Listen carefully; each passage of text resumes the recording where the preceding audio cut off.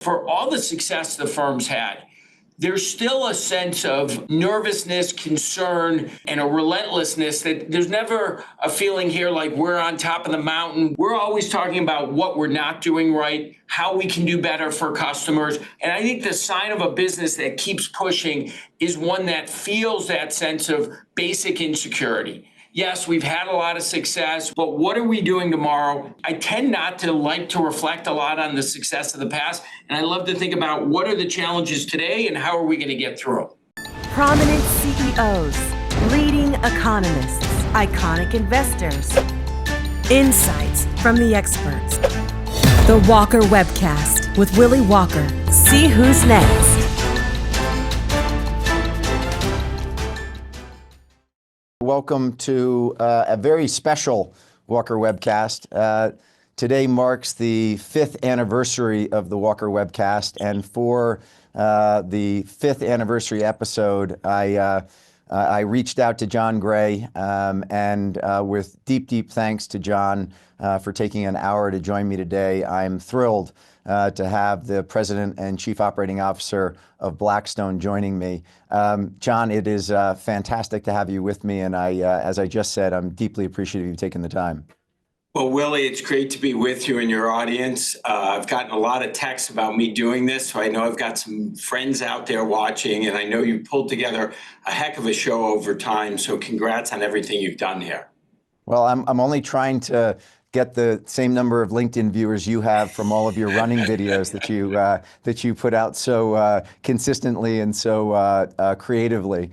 Jon, on one of those videos, actually, I heard you were asked by I think it's one of your Blackstone colleagues, to name your 3 favorite songs. And you said, gosh, finding my 3 favorite songs, that's gonna be a tough one. But the first one that came to mind to you was Eye of the Tiger. And so I thought I'd pull the lyrics from Eye of the Tiger to just start this off, because the first stanza of it goes, rising up, back on the street, did my time, took my chances. You've clearly taken your chances. Went the distance, now I'm back on my feet. Just a man and his will to survive. As all of us know, you've done more than just survive. But in the next paragraph, it says, don't lose your grip on the dreams of the past. So I want to start here. You grew up in Chicago. Take me to Jon Gray's dream of what he wanted to accomplish back in the 1970s or 1980s as you were figuring out what was going on in high school and where you might go to college. What was the dream for Jon Gray back then? It was definitely not to be sitting here today, Willie. I'm a long way from home. I think the dream back then, like a lot of kids, certainly young boys at the time, was to be a professional athlete. I was a huge Chicago Bears, Chicago Bulls, Chicago Cubs fan. We would watch every sport, play every sport. I ended up focusing more on basketball than anything else in high school. But that was really my passion. The hard part was that I developed later than other kids. And I ended up spending most of my high school basketball career sitting on the bench, which was a huge disappointment. And so my dreams of, I think, being a professional athlete were dashed pretty early on. And I would say, academically, it wasn't a huge focus, but I was always, I'd say, intellectually curious. I loved reading the newspaper. And then I got a little later in high school, I got a little more serious. And I think for me, the key sort of pivot point was I ended up getting accepted at the University of Pennsylvania, and I left my Midwest roots and my incredible family and went to school in Philadelphia. And I found myself surrounded by a bunch of these highly motivated kids from the Northeast. And that's really when things changed and I became, I would say, a little more focused. But childhood, playing sports would have been the passion. Start a legacy. Start turning dreams into realities. A better world begins with you. Better communities start with us. So you said that you were My mother, I was a late developer as well. My mother used to call me a late bloomer. But I did hear you tell a story about getting your driver's license and getting to the drive-in window and having the person say, "Please pull around, ma'am," which you and I share a very similar experience along those lines. Other people not understand, Willie, how formative that is in terms of your character. It creates some drive. Oh, I fully concur with you on that one. So, John, just staying on your childhood for a moment, your father had a auto parts manufacturing business, which by coincidence was called Blackstone. I'm just curious. At any time, has your dad turned to you and said, "How come you didn't come to my Blackstone and make it worth $200 billion?" Yeah, so it's funny. It's one of the great coincidences of my life that our family had this business on the west side of Chicago that built automotive parts, evolved, did some office furniture as well over time through metal fabrication. And what happened, unfortunately, my grandfather had the business, passed it on to my dad, but manufacturing automotive parts on the west side of Chicago is not necessarily the most competitive thing. And the business got into a lot of financial trouble in the late 70s, early 80s. My dad really tried to make it work, but it ultimately didn't. So the business left the family. The one thing I will say that ultimately made me quite happy is just before my grandfather passed in 1992, I told him I was going to work at Blackstone. And he loved that. It was a different Blackstone. It was in New York, but it was the same name. But no, it was very ironic that was the family business, a very different business. But this Blackstone, of course, has turned out okay too. So you said you got to Penn, and that was sort of opened your eyes a little bit as it relates to both academics and being around a bunch of really driven, highly talented students and colleagues. You tell the story that during going to your first summer job, as your mom was dropping you off for it and you're all dressed in your tie, her one piece of advice to you was keep your desk clean. I'm just curious, if I walked into your office at Blackstone today, do you still have a clean desk? I would say not as clean as my mom was hoping, but no. But I've gotten better as I've gotten older. I think as I was younger, it was very messy. But look, my parents, my mother, my father, both of my step parents have all been incredibly supportive. And my mom, interestingly, was an entrepreneur, had a catering company, which was pretty unique. If you go back now, 40 plus years ago. And so she pushed me, as did my father. But on the desk neatness, I'd say, okay. You talked Clearly the technology's helped because we're doing it all on these. No doubt about that. You talked for a moment about your love of sports and the Bulls and the Bears.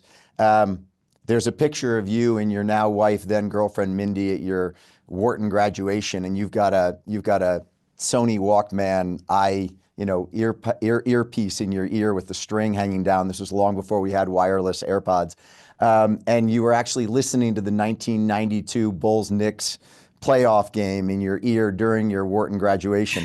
I actually went back to check whether the Bulls won that year, which, as you very well know, they did. Do you remember what Michael Jordan averaged per game during that NBA Finals? I would think you probably know pretty close. I don't know, but I would guess it's probably 30 plus. 36 points a game. Wow. 36. I was like, wow, that's quite something. But I mean, what a great gift to you. I mean, a lot of yours and my friends' kids have grown up in Boston over the last 2 decades, and they've had the great benefit of watching the Patriots and the other Boston teams. But when you were growing up in Chicago, having the Bulls there was just an incredible gift. 6 championships. In that gap in the middle, Michael played minor league baseball, which was not perfect for the Bulls, but he was the greatest basketball player of all time. The guy was amazing and so fun to watch. I'm assuming you've met him? I have, but I wouldn't say I have a particular relationship. It's been in larger groups. And like anybody, you get so nervous when you're around Michael Jordan. You're truly in the presence of greatness. Yeah. Well, I was one of the things I was going to ask you a little later on, but I'll jump to it now. I was doing I was doing an interview with Barry Sternlicht and Bob Faith at a conference a couple years ago, and I asked Barry and Bob just sort of, they've both had great careers and been able to do and see a lot of different things. And I asked them both, just tell the audience sort of something unique that you've had the opportunity to engage in. And I can't remember exactly what it was that Barry said, but Bob Faith, and this is in front of hundreds of people in this conference, he goes, Willy, you may not like me telling this story, but one of your competitor firms actually took me to meet Warren Buffett, and I thought that was a really fun life experience. And I'm sitting here and saying, of all the things Bob could have brought up, he talked about the fact that Berkadia took him to meet Warren Buffett, and that was a great experience. And I sort of was pulling the knife out of my back after he said that on a big stage. But that's fun that you've met Michael Jordan. So, Jon, let's jump to joining Blackstone in 1992. I guess the first thing about it was a very small firm back there. There were 75 employees, a fund of 750 million, and it was really focused on doing buyouts. How'd you end up leaving Wharton and going to Blackstone in the first place? So I'll back the tape up just a little bit. So at Penn, I ended up actually getting a dual degree. So I was an English major, and I was also in Wharton with a finance concentration. That turned out to be a very good decision because my senior year, I met a young woman in romantic poetry class, and I ended up marrying that woman. We've been together ever since, my wife, Mindy. And a few weeks after that, I was just interviewing on campus, and I got a job working at Blackstone. And the firm had maybe 70-ish people at the time. We managed just $750 million.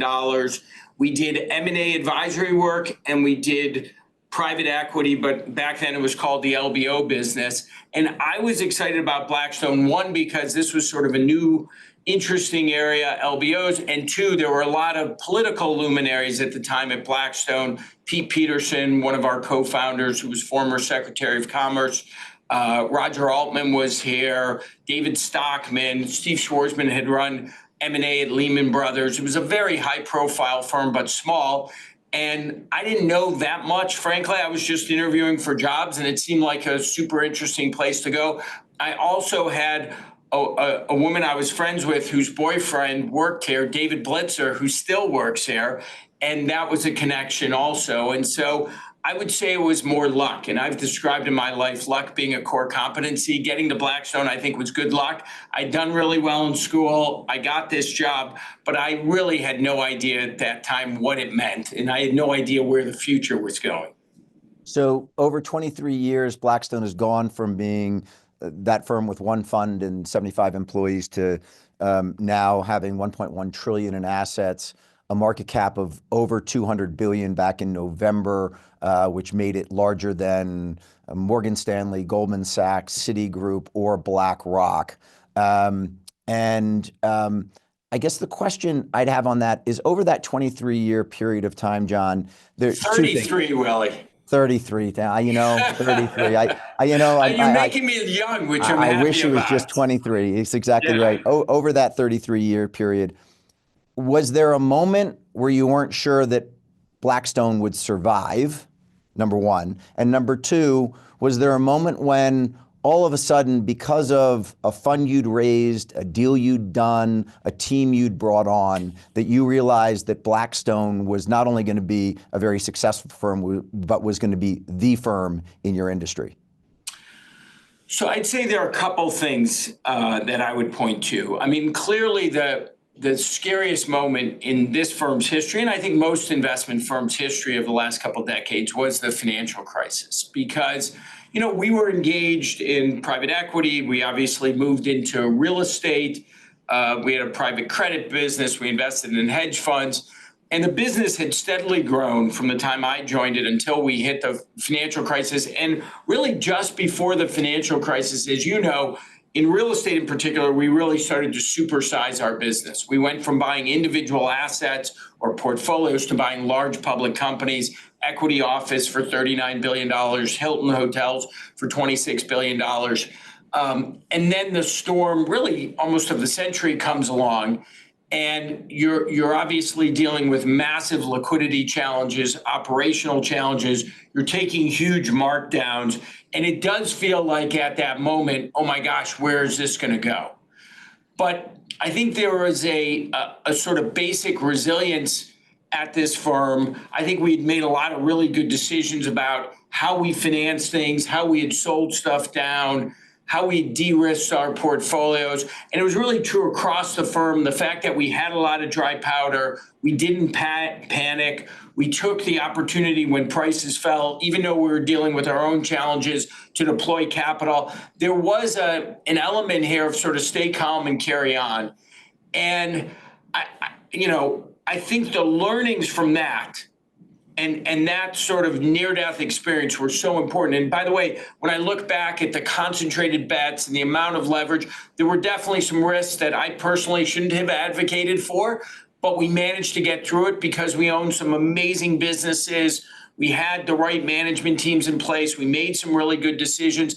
And in most of those cases, we ended up generating enormous profits. So I would say clearly the financial crisis was the thing that really shook our real estate business at the time and the firm overall. In terms of when we realized we were getting to some sort of liftoff velocity that was different, in real estate coming out of the crisis, because so many of our competitors didn't survive or were badly hurt, it was clear at that moment that we had an opportunity to do something different, to expand more geographically, to move more into debt, to move into core plus real estate, and continue to operate at a unique scale. So I would say that in real estate.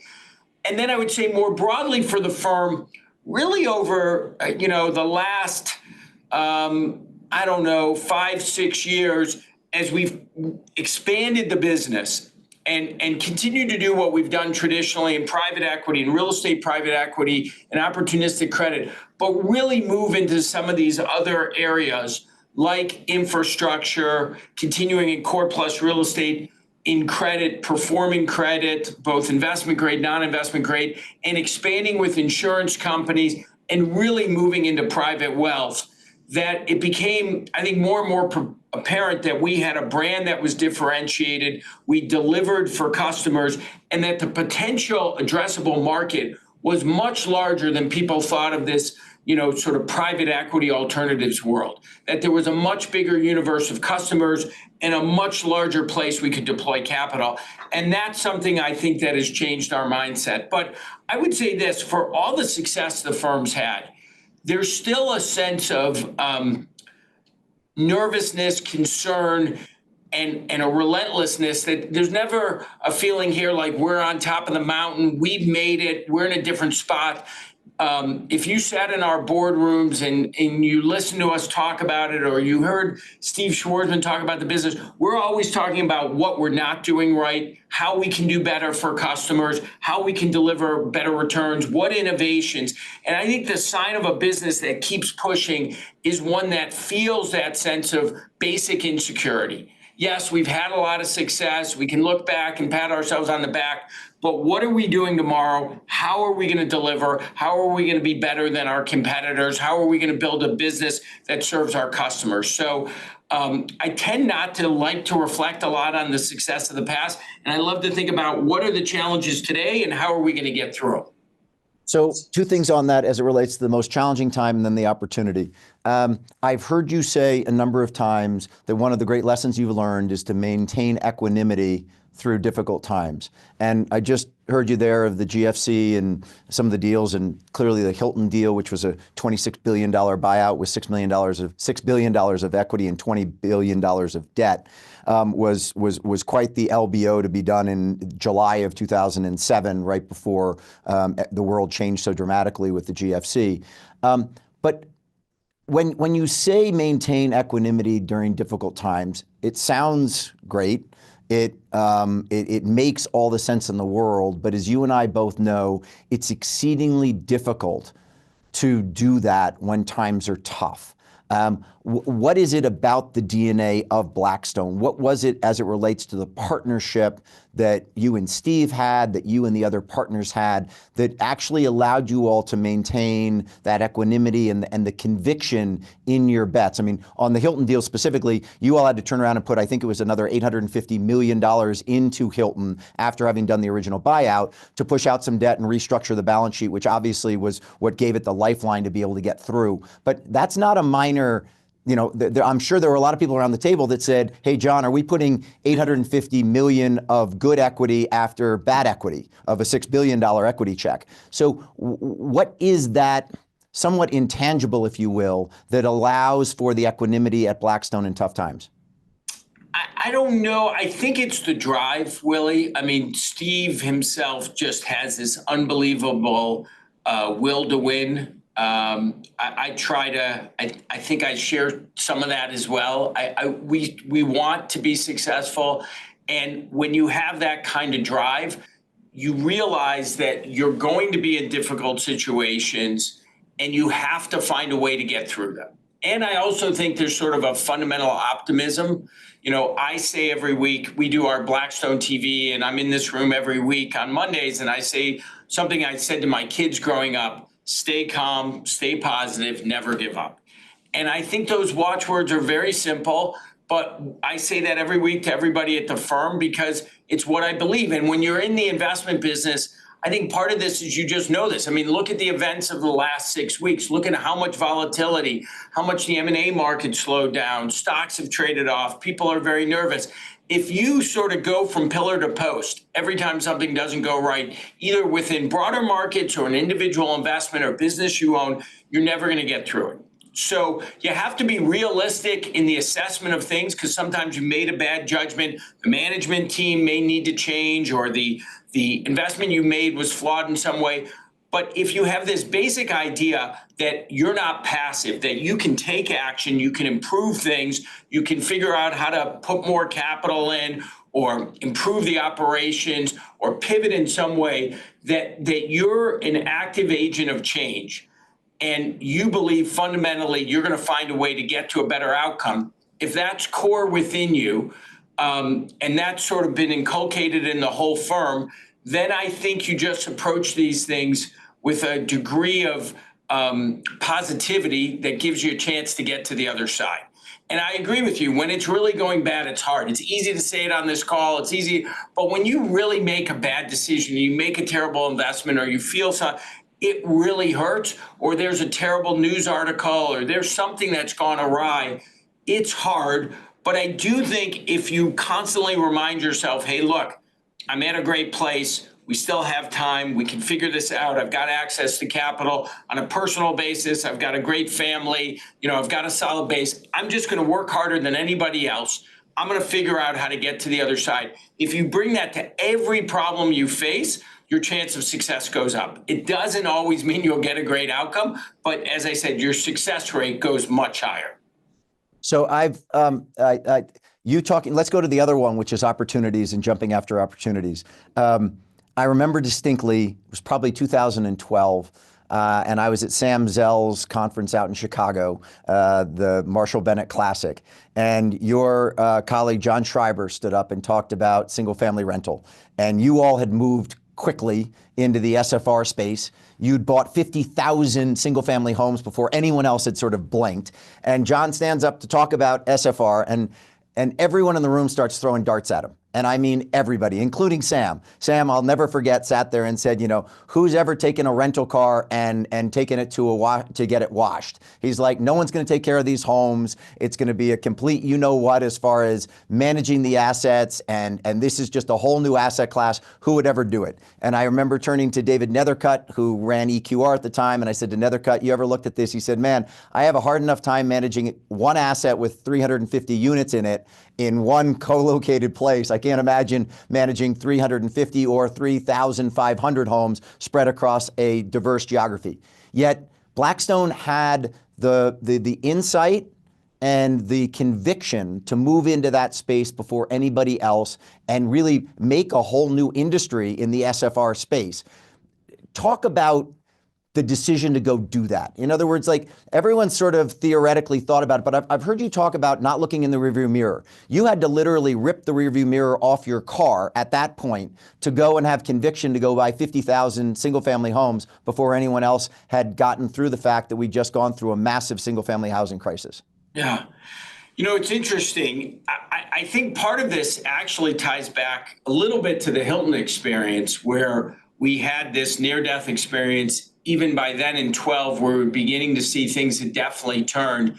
And I was coming to the conclusion more and more that, we want to be high conviction investors, that what matters ultimately is not page 58 of the memo, but really the big mega theme. Are we investing in a good neighborhood? And in the case of single family housing, you have to remember from 1945 until 2009, single family homes had gone up every year. Maybe they went down a little bit in California in 1991.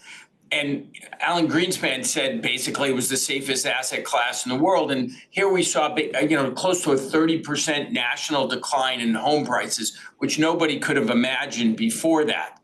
I think what we try to do in this case was to say, look, this is a massive asset class. The demand for housing is not fundamentally changed. We had begun since 2009 to see a very sharp decline in new supply, which means demand we think will grow with population and employment growth, and the economy was starting to grow again. Supply was greatly constrained, and you were able to buy hard assets, single family homes at significant discounts to replacement costs.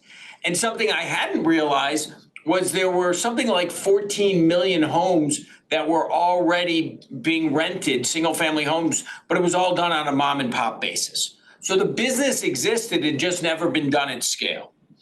And the idea we had was, we're not going to buy debt. We don't want to foreclose anybody in their homes. But obviously, lots of financial institutions and servicers had foreclosed and were selling homes. And we had a business plan where we were going to go to the agencies and large banks and buy huge swaths of homes and build a company. Well, that was a great plan, except we never did any of that because the banks, no one sold the homes that way, particularly because of the legal nature of the process. They were all onesie-twosie. We found some great partners, some entrepreneurs from the UK, the Gould brothers, and we said, what if we went out and just started buying these individual homes, built a company, and tried to give the tenants better services, do it concentrated in a handful of markets so that we could deliver better services and spend a bunch of capital to upgrade the homes, something that had never been done because it was individual investors. And we just said, look, home prices should recover, and there's going to be a shortage. And we ended up building Invitation Homes, ultimately took it public, sold our shares. It was a successful investment. And I'm actually quite proud about the business because, what I think is essential here is oftentimes families can't afford to own homes in neighborhoods, or they have a choice of renting from somebody who doesn't run the home professionally. In this case, by building a professional business, we could provide affordability to families who want to be in those neighborhoods and do it at a higher standard of care. And that's how we got into it. It turned out to be successful. To your point, it was as simple as, it's funny, back to my parents, I was driving around with my dad in suburban Chicago, and this was over Thanksgiving back before we really started.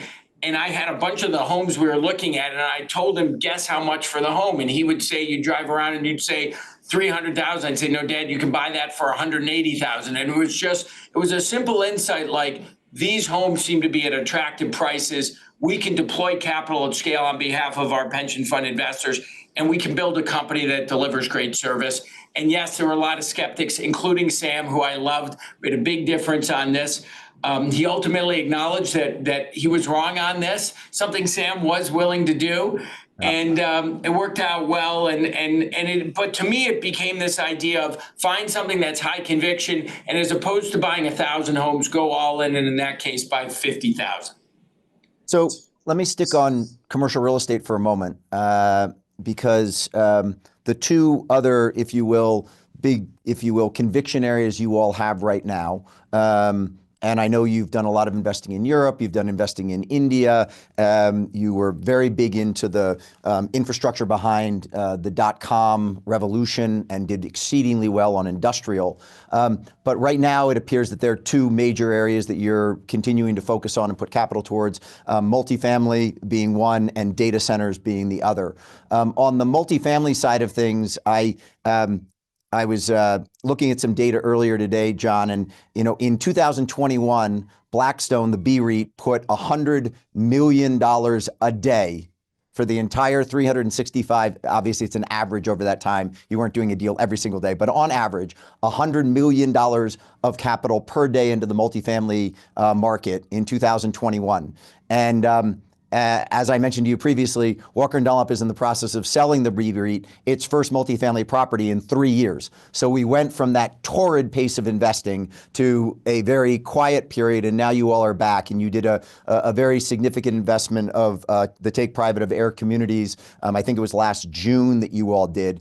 And I think one of the things that I found to be interesting was your comments of saying, look, we're not trying to time the market perfectly, but we have long-term conviction in the multifamily space. And I've also heard you talking about, the storm has clearly passed. There's some wreckage that's, was caused by the storm that's going to take time to clean up, but we're not too concerned about the wreckage. This is sort of back to taking the rearview mirror off the car. We're not too concerned about the wreckage. We're much more focused on the fact that the storm is past, that supply is going to be down, and that long-term fundamentals of multifamily are very solid. Still feeling that way about the multifamily industry before we turn to data centers? Sure. Yes. I mean, look, back to these very simple supply-demand factors. New building of multifamily is down 2/3 from the peak of 2022. The U.S. population continues to grow. There's some obsolescence in housing, and we've been underbuilding housing now really since the financial crisis, unfortunately. And when you have that kind of dynamic, invariably, you're going to see rental growth that I think will be above inflationary rental growth. Once we absorb some of the supply that's still coming through the system back from that 22 period. So I think as an investor, the hard part, to your rearview mirror comment, Willy, the hard part is you've got to not look backwards, but think about the fact that no one's building today means that there's going to be a shortage in the future. Therefore, there'll be rental growth that's outsized. So I want to put my chips in that area. The other thing that's happened, of course, is real estate's gone through a pretty tough cost of capital shock, right? Base rates went up from basically 0 on the short end to 5.5. Spreads gapped out very wide, and we've now begun to see a reversal of that. So borrowing costs in real estate, on a 3-year swap versus the wides of 23 for deals are down 35-40%. So cost of capital is coming down. Supply picture is pretty darn good. And what you want to do is now buy hard assets at discounts to physical replacement costs, which is what you can do. And so you've seen us across our real estate platform really ramp up our investing in multifamily and logistics. We've actually done an office deal, which is, and you'll see us do more in that area. It's not a complex business in real estate. And you're at that moment, like after the late 80s, early 90s downturn, where it made a lot of sense to deploy capital. The same thing after the financial crisis. The next few years will be similar, but most investors are still licking their wounds from the past.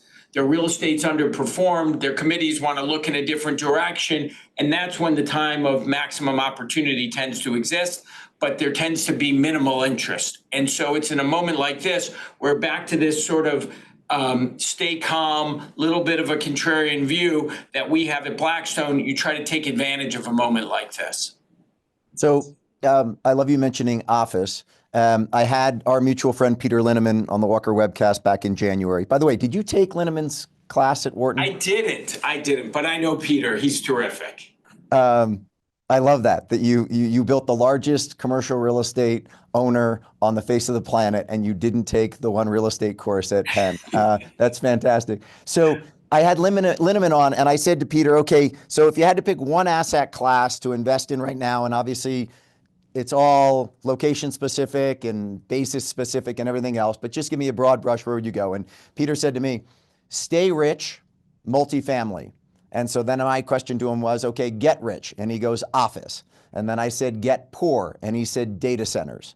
So with that as the preamble to data centers, Blackstone has put a lot of capital and a lot of focus on the data center space. You've put $50 billion of equity into buying data centers and investing directly in data centers. I think you have another $50 billion teed up in 2025 to continue investing. I've heard you talk about investing in the picks and the shovels, back to the sort of the gold rush analogy of you might not want to buy the gold mine, but you might want to be Levi Strauss and supply the dungarees to the people who are working in the mines. But when you and I last saw each other at the JP Morgan Asset Management Conference, Michael Semblist got up and talked about AI, and he talked about data centers. And by JP Morgan's calculation, with just the hyperscalers have put enough CapEx into data centers to basically have 12,000 ChatGPTs run on them. And whether we get 12,000 ChatGPTs or 2 ChatGPTs, what he's trying to basically say is we may be headed towards oversupply in the data center space. I guess the direct question, Jon, I'd have for you is, given the backdrop and the amount of capital that is going into data centers, what gives Blackstone the conviction that we're not going to see a bubble here in data centers as it relates to the amount of capital and infrastructure that's going into the data center space? It's absolutely the right question. I'd start with what we do in data centers, which is we build only when we have long-term leases with some of the biggest companies in the world. So if you contrast that with building condominiums in Miami or Dubai when the price is high, and then lots of people come in and you get this variability and so forth and overbuilding, or what happened back after the Civil War with railroads. In this case, we don't go out and build $1 billion data center speculatively. What we do is we get a long-term lease from a major company, and then we invest the capital. And then those leases are, call it 15 plus years. So to me, the sort of back book of what we own here is very safe, very stable. The question then is, well, will we find ourselves soon where a bunch of players, a bunch of the hyperscalers will say they're full up, the DeepSeek dynamic, that the cost of compute has come down, that we don't need as much training. And what I would say is we continue to believe that the data centers are the physical manifestation of the migration of our lives online. Data storage, what's going to come from autonomous cars, the migration to the cloud, obviously AI, which we can talk about, which I think is going to have a very profound effect on all sorts of businesses. And even if there's less creation of new large language models and training them, because the cost of compute is coming down, there's going to be more and more usage. And so based on what we're seeing with our tenants, what you've seen with the biggest hyperscalers, their demand continues, not only in the US, but in Europe and Asia. And we will continue to deploy capital when they come to us and say, hey, I want to build a data center. We may have an option on the land, but the vast majority of the capital only goes in the ground when we have a lease. And my gut today is the world's going to need more compute power, and therefore the world is going to need more data centers. If it turns out it slows a lot, then our development pace will slow. And then adjacent to this, Willie, I'd say what's really interesting is the power that goes with it. Power demand in the US has basically been flat for 40 years. And now I think we're going to see, because of this digitalization, because of AI, ultimately because of robotics, I think you're going to see a very big increase in demand for power, which impacts transmission and generation and utility services. It's another way picks and shovels to play this mega trend. So if you said as a firm, what are we trying to do in investing capital, which is think about some of the big things that are happening out there, like we did with single family homes or the movement to logistics online, now with data center and what we're doing with energy and power, find those great neighborhoods and then put a bunch of chips against them and do it in private equity and real estate and credit and infrastructure. That for us, that thematic approach has really paid dividends in terms of delivering for customers. So two other things, quick things on AI. First one is, do you use one of the AI services? And if so, you willing to put an endorsement of who Jon Gray uses for his AI chatbot? Well, I mean, I think everybody, we at the firm have our own sort of white labeled AI here on my phone. I think I've got OpenAI is what I'm using on my phone, but I do that for personal use. And I would say, to me, that's like the early stage. I was in Europe last week with one of our CEOs who's now using the AI. They give incentives online to customers, and they used to use what they thought was advanced technology. They're now using one of the large language models, and it's allowing them to reduce their customer acquisition costs by 2/3. Wow. Massive increase in margins. One of my partners here took the Blackstone earnings call transcript and a couple of equity analysts reports and put it in the Google large language model, and it created two, virtual bots having a conversation for 20 minutes about the pluses and minuses of Blackstone stock. Now, it wasn't a 10 out of 10, but maybe it was a 7.5. And so when you think about customer engagement, you think about content creation, you think about coding, we're going to see a huge movement. And I think this is going to have a very large impact. So that's really what underpins my continued belief that there'll be demand for data centers. Really funny that you talk about that, the use of AI. We had a Goldman Sachs CMBS report that circulated inside of Walker & Dunlop yesterday to give a sense of where the market was. And one of my colleagues, Aaron Appel, took it and ran it through a chatbot to just have it spell out all the different acronyms that were in it that allowed someone to actually read it as if it was real English, and you didn't have to be an expert on CMBS like you are to be able to understand it. And it makes me think about, I went to the 2023 annual report of Blackstone, Jon, and in the first page, there were 14 different acronyms of various groups inside of Blackstone. B REIT, B Rep, B everything. And I was just curious, it was 7 years ago that you took over as president and COO and moved from just a focus on real estate to the broader focus on the firm. And as it relates to the data, you now sit on top of, I believe it's 230 operating companies and 13,000 individual real estate assets. That's obviously everything from a big office tower, and not many of those, to multifamily businesses, to logistics centers, to single family homes. Given your view over all of that, how are you using data to manage such a vast organization? Because as I ask you that question about AI, I'm certain you have certain data feeds that come to you that tell you something about how PE is doing, how your insurance and credit business is doing, how your commercial real estate business is doing, and how your hedge fund business are doing, which are your big sort of four big food groups. But if I were to sit there and look at the data you look at, what are you looking to help you drive Blackstone forward? So what we're trying to do is capture these data feeds on what's happening in some of the key areas, obviously revenue, volumes, inflation, what's happening with wages, what's happening with input costs, and the bigger businesses that have broad reach. So some of our infrastructure businesses, we own the largest ports business in North America, or we own the Rome Airport. We own all sorts of roadway services business, all sorts of things that track GDP. You love to see those inputs. The real estate, as we've talked about, when you own tons of apartments and warehouses and hotels, you get a lot of insights. We have some very large operating businesses in private equity that are servicing the healthcare industry, or they may be automotive parts related. And what you're trying to do is pull this all in and also do it on a global basis, and then on a real-time basis, share it, and try to do it on a more automated basis. But to be fair, you need human interaction with this, because sometimes someone sold a division or there's a one-time factor. So somebody has to look at this.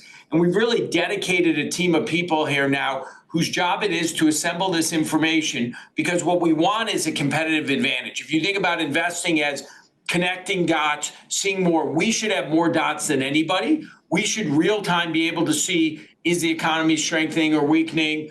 Are we seeing inflation going up, going down? Where are we seeing pockets of strength or weakness? And therefore, can we deploy capital? And so we're trying to automate a bunch of this. There is a human element of it. Interestingly, we send out to the senior partners the board summaries of all the boards of companies to the people on the private side of the business. So you can look at and see what's happening across major businesses. And we have the AI sometimes do these summaries, which can be helpful if you're trying to consume all this information.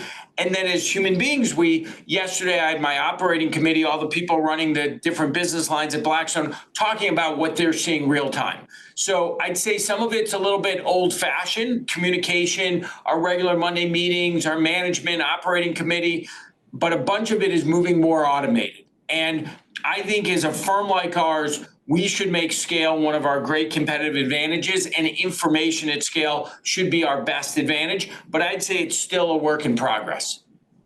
When I looked at your four major groups, if you will, of PE, which is obviously it's the founding of the firm, and it's what Steve set out to build at the beginning. Then you've got commercial real estate. Then you've got your insurance and credit business, and then you've got your hedge fund business. I was interested, Jon, that in those three big food groups of PE, commercial real estate, and credit, that the three of them now have about the same AUM. They're all 350 billion, give or take, as it relates to AUM. I was surprised at that, but I also have heard you talk about that we are in a golden age of private credit. Talk for a moment about Blackstone's growth in the private credit space.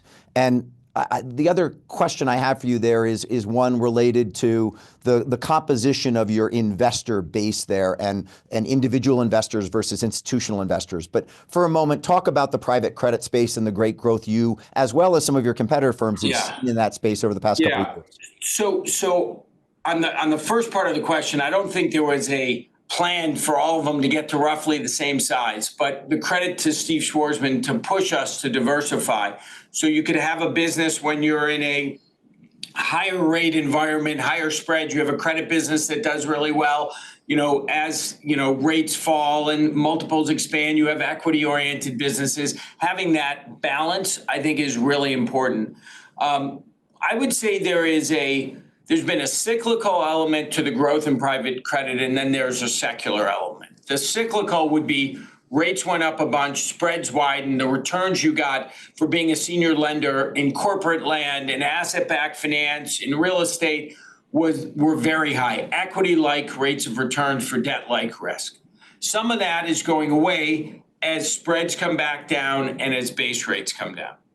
The part that's not going away is us bringing up our investors, and you talk about the composition of investors.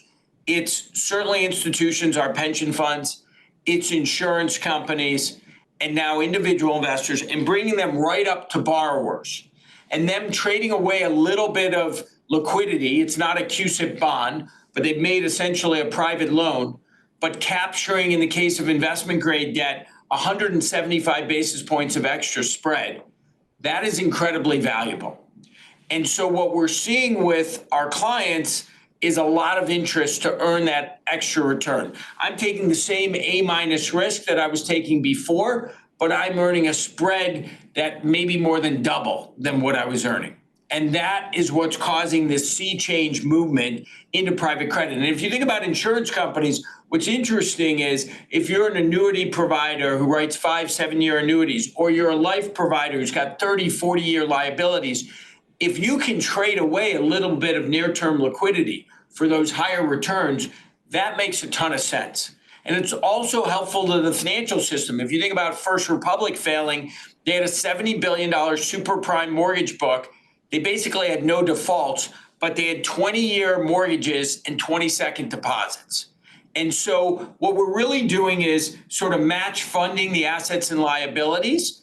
And we're also doing it in this farm to table mode that gives higher returns. And I'd say we're doing it a little differently than some of our competitors. They've chosen to become insurance companies and take on the balance sheet risk. We're doing it no different than we've done private equity or real estate or anything. We're a third-party investment manager where what we're trying to do is deliver our customers higher returns. So we're sticking with that model in credit, and we're doing it on an open architecture basis with a whole range of clients. And today, obviously, there's a lot of momentum in that space. If you include real estate debt, plus the corporate credit area. It's now up to over $450 billion. So that combined is actually the biggest thing we do at Blackstone on an AUM basis. And when I look at what I'm hearing from clients today, I would say that business has a high likelihood of growing a lot. So when I hear you say farm to table, I sit there and go, I thought that's what banks do. Well, it's interesting. Banks do some of that, but they also, as you know, distribute in asset-backed finance. They distribute in direct lending through the broadly syndicated loan market. They distribute in real estate and CMBS. They'll take fees and distribute. So some of that, they're in the distribution business. And then the other thing, banks, I think today banks are trying to drive their returns on equity higher. So it may make sense for banks. You've seen us and others announce a bunch of partnerships where they say, I've got all these consumer loans on my book. Maybe what I should do is retain 20%, bring in somebody like Blackstone to hold 80% of the debt. I'll get origination fees and I'll get servicing fees. And so you're seeing more and more partnerships between us and the banks. But this evolution of private credit is actually driving down the cost for consumers and businesses, and I think making the financial system stronger. And of course, banks are going to continue to be a huge part of the whole package. And when I think about the consumer, you clearly don't take deposits, but I believe that of your 1.1 trillion of AUM, about 230 billion of it is from private investors. And so insurance companies would be the 230 billion. Oh, you're talking 230 from insurance, 260 billion from individual investors. Individual investors. Sorry. It's the 260. Sorry. No, my bad. So 260 billion from individual investors. If you think about, so basically where you are today is you're at a quarter individual investors and 75% institutional investors. If you look forward, Jon, a decade, what's that mix between the individual and institutional as it relates to if Blackstone's going to have $2-3 trillion of AUM in a decade's time, what's that composition going to be? Is it going to continue to be more heavily weighted towards institutional, or do you see the individual investor piece growing as a proportion of AUM? Well, it's funny, Willie. I'll break it down into three component parts, because think about it as the institutions of pension funds, sovereign wealth funds, but then break out the insurance companies who are very early in their journey. They're about 230 billion, as I noticed, and then the individuals 260. So it's roughly half institutional, half these other. I think it's likely that both the insurance companies and the individual investors grow much faster, because today the private assets alternatives are a very small piece of what they do. Our large pension funds and sovereign wealth funds on average are about a third allocated. Now they're continuing to grow because they've had a good experience with us and other managers in secondaries and private equity and real estate private equity. That will continue to grow, but it is a more mature market. Individual investors, $80 trillion around the world, where people have more than $1 million of liquid assets. It's about 1% allocated to alternatives. So to your point, yes, that area in particular probably has the most runway. But the thing I would say about that, for the individual investors, insurance company, institutions, it's the same underlying business. We have to deliver for the customers. We have to deliver returns. So we're a little bit like a pizza shop, right? We can have a great, window, and we can have napkins that are nice and good music and all this. But if the pizza tastes bad, nothing else really matters. And so for us, the net returns and all these things are the difference. And what you're seeing happen with individual investors and insurance companies is they're saying, hey, I'm getting higher returns versus the liquid assets, and therefore I'm willing to make this trade, because as long as we make that pizza taste good, we deliver for them, we'll continue to see this movement. And so when you think about a firm like Blackstone, and you go back to our beginning of the conversation of a place with 750 million that's grown to $1.1 trillion, and the natural thing would be like, hey, haven't you had your day? When I look out at those two huge markets and what's addressable there and how early we are, I still see a lot of room. And the interesting thing is, the benefit that happens as we expand is we get more data, we have more relationships, more scale, and it ends up helping our original business in a powerful way too. And so the challenge for us as we grow, of course, is to maintain the culture, maintain the investment process. I was just down in a private equity deal in a heated debate about a potential transaction. And that sort of the basic business and what matters for the customer, we can never lose sight of that, even as people get excited about growth. I think your team's gonna make you change the analogy to the pizza to the Jersey Mike's sub, because you now own Jersey Mike's. So you got to put the plug in for Jersey Mike's as you're talking about the sub actually has to taste good. Willie, I think you're totally right. Jersey Mike's, amazing product. There you go. So as we talk about institutional investors, Jon, at the beginning of February, you went and did a Middle Eastern trip. You went over and you were in Abu Dhabi and you were in Riyadh, and I was just over in that part of the world, hat in hand, if you will. And I was sitting there, I was going like, I work really, really hard to get the meeting with the proper person who sits there and looks across the table at me and says, maybe if you show back up here 15 more times, we might think about giving you a check. And I just sort of sat there and said, I'm sure that when Jon shows up in these meetings, they literally throw money across the table at him. What's it like to be so successful and all the money that Blackstone has raised from these major sovereign wealth funds, when you show up? I guess the question would be this: you're clearly not going over to sort of help close the $8 billion fund that you literally just closed last week that's going to go buy loan portfolios from insurance companies and from banks. Is the conversation that you're having more strategic, if you will, with those large sovereign wealth funds that have been such consistent big investors in Blackstone, or is it something else? I'd say it's a bit of all. Obviously, we have a unique spot, so there are insights that we can bring across our portfolio, which is very valuable to our customers. There are strategic discussions about how we can help them to do some things at real scale, because individual small commitments may not be, they've got an objective to expand in a certain geography or asset class.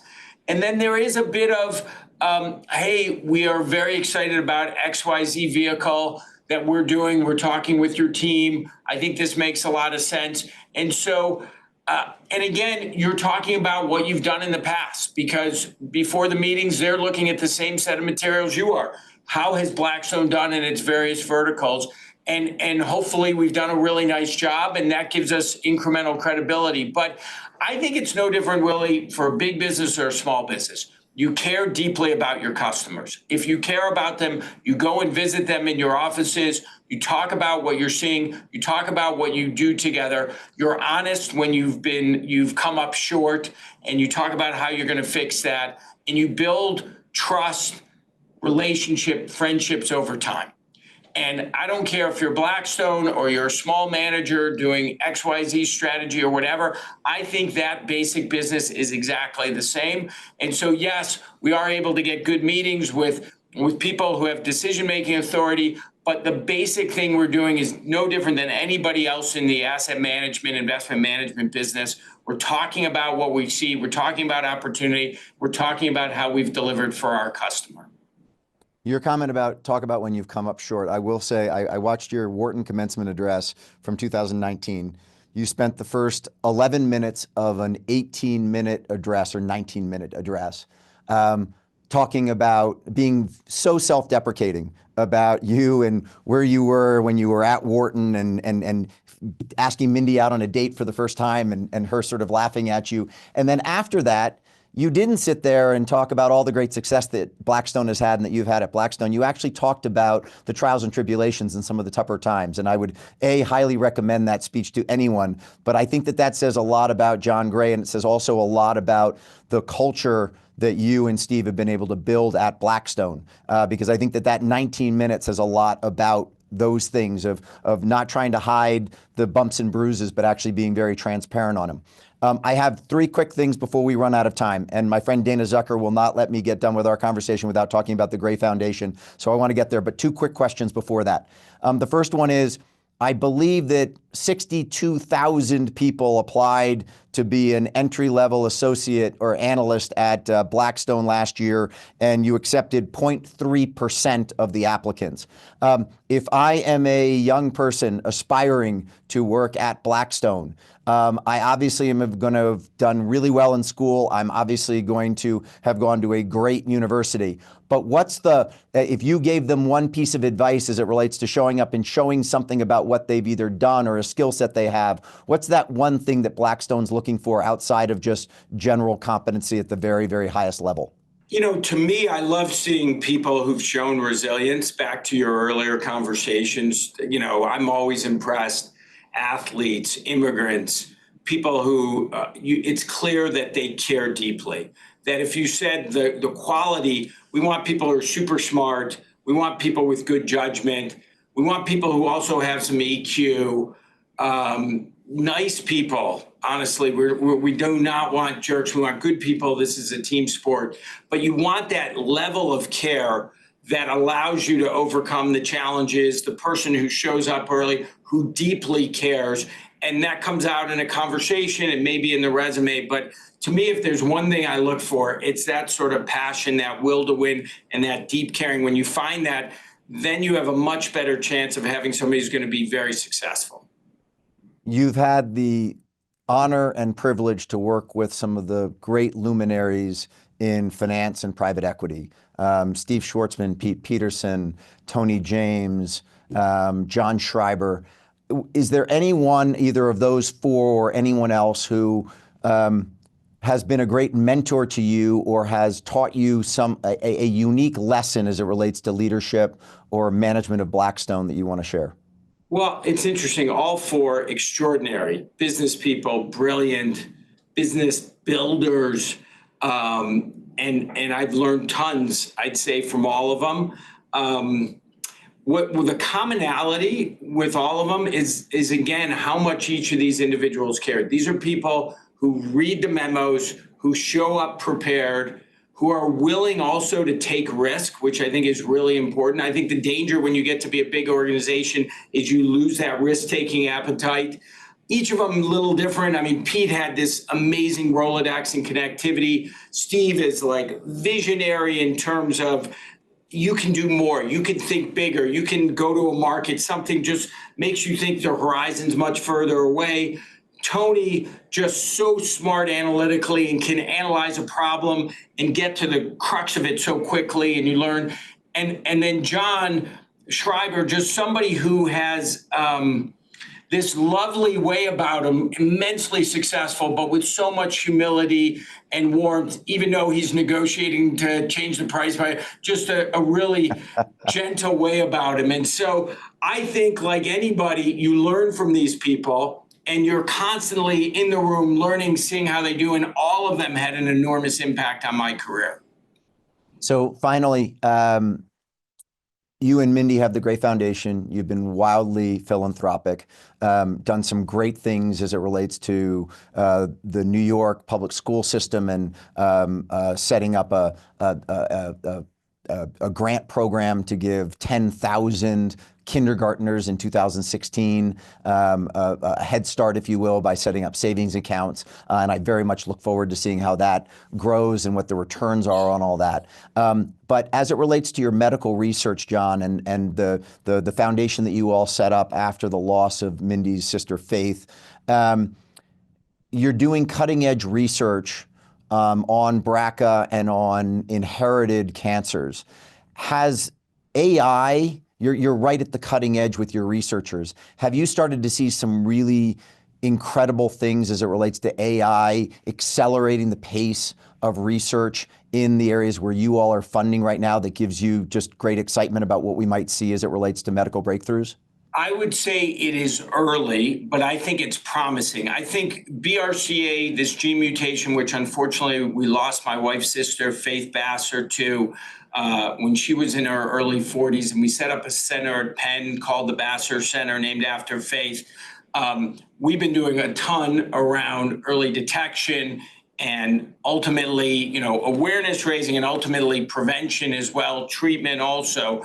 But the thing where I think the AI can be super powerful is in the early detection area, which is, can we use the AI to identify, particularly in people with elevated risks of cancer? In the case of BRCA, for women in particular, it's breast and ovarian cancer. Can you look at what's happening in their blood to start to see the early evolution of cancer?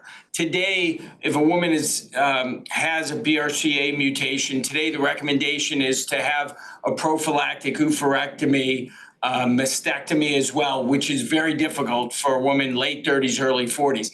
If we can use the AI to make the early detection so much better, so you can get it basically at a precancerous level, then I think that can vastly improve the quality of lives for people with BRCA. So I would say the AI is coming. There's nothing today I'd say we've had this step function increase, but if I close my eyes 5 or 10 years from now, I'd be shocked if in an area like early detection, the AI hasn't made a massive difference.